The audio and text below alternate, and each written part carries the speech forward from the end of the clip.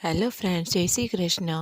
આજે આપણે બનાવીશું મંચુરિયન. લારી પર મળે એવા ટેસ્ટી મંચુરિયન આજે આપણે ઘરે બનાવીશું. અહીં મેં અડધી કોબી લઈ લીધી છે, જેને કદ્દુકસ કરી નાખી છે. પછી એમાં આપણે નાખીશું સ્વાદ અનુસાર મીઠું, 1 ચમચી મરી પાવડર, ડુંગળી એક નાની સમારેલી.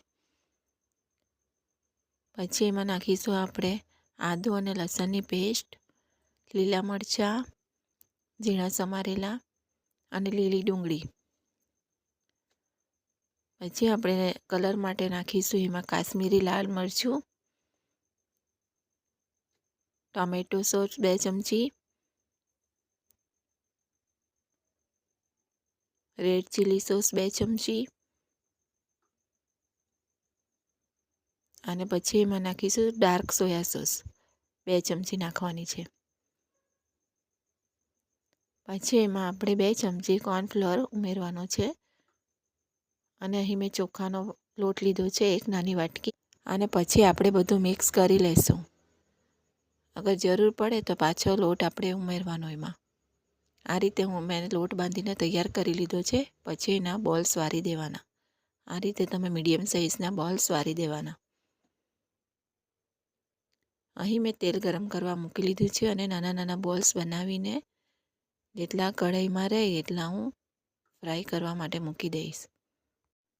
આ રીતે મેં બોલ્સ ફ્રાય કરવા માટે મૂકી દીધા છે અને ધીમા તાપે આપણે બોલ્સને ફ્રાય કરવાના છે, જેથી કરી અંદરનું પડ પણ સારી રીતે ચડી જાય.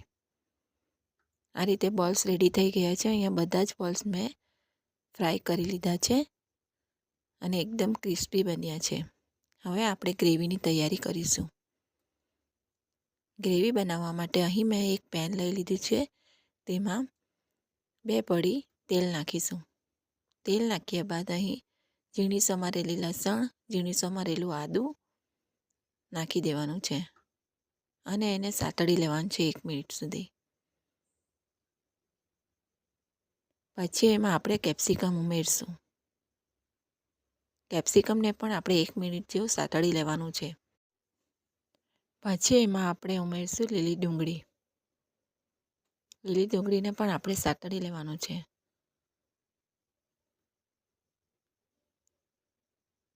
પછી આપણે નાખીશું મરી પાવડર, ટોમેટો સોસ 1 ચમચી, 2 ચમચી રેડ ચીલી સોસ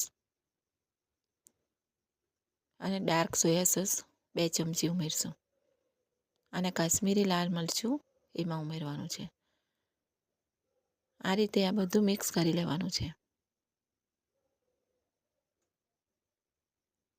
અને પછી અહીં મેં 1 વાટકીમાં 2 ચમચી કોર્નફ્લોર લઈને એમાં થોડું પાણી ઉમેરીને મિક્સ કરી લેવાનું છે. ગાંઠા ના પડે એ રીતે આપણે મિક્સ કરી લેવાનું છે અને પછી આપણે ગ્રેવીમાં ઉમેરવાનું છે. એનાથી આપણી ગ્રેવી થીક બનશે. આ રીતે 1-2 મિનિટમાં જ આપણી ગ્રેવી બનીને રેડી થઈ જશે. આ રીતે આપણી ગ્રેવી રેડી થઈ ગઈ છે. હવે આપણે એમાં મંચુરિયન બોલ્સ ઉમેરશું. મંચુરિયન બોલ્સ ઉમેર્યા બાદ એને આપણે ઉપર નીચે કરી લઈશું, જેથી કરીને ગ્રેવી બરાબર મિક્સ થઈ જાય. આ રીતે આપણા મંચુરિયન રેડી થઈ ગયા છે.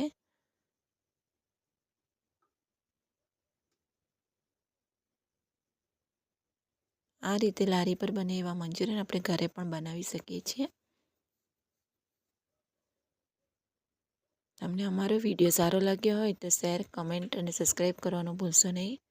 તમે વિડીયો તો જોવો છો પણ સબસ્ક્રાઈબ અને લાઈક શેર કરવાનું ભૂલી જાઓ છો. પ્લીઝ સબસ્ક્રાઈબ કરો મારી ચેનલને.